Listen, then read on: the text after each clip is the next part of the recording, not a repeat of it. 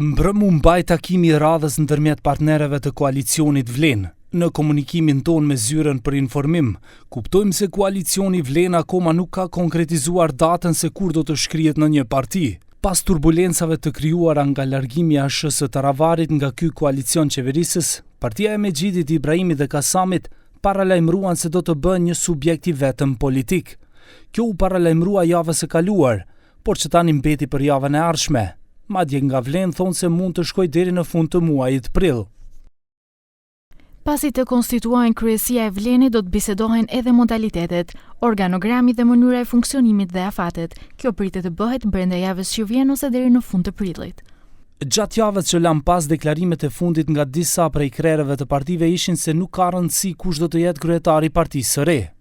Nuk ka qenë çështja deri tash se kush do të jetë kryetar, më spaku brenda Vlenit ka pasur debat se kush do t'i pri këtij subjekti politik dhe se si do të bëhet ndarja e përgjegjësive. Për ne është me rëndësi që Vlen të vazhdoj misionit të cilin e ka nisur në zgjedhjet parlamentare, të bëjë ndryshimin dhe të sjellë një frymë të re, të sjellë një qasje të re në politikën e Maqedonisë së Veriut. Kreu LD-s Izet Mexhidi pas largimit të Ravarit tha se subjekti i ri do të ketë një strukturë të konsoliduar me shtab, qendër informative, kandidat, program dhe lista të këshilltarëve të përbashkëta. Në ditët në vijim do të kemi edhe themelim të shtabeve të Vlenit për të garuar bashkarisht në zgjedhjet e ardhshme lokale.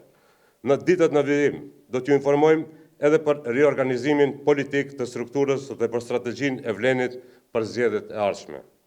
Me këtë rast, u bëjmë thirrje të gjithë anëtarëve, simpatizantëve, votuesve dhe funksionarëve të Aleancës për Shqiptarët, që të distancohen nga politikat e përçarjes të zotit Taravari, e sponsorizuar nga BDI-a dhe oligarkat tjerë, dhe të qëndrojnë në koalicionin e ndryshimit, sepse vjeshta sjell një fitore të re.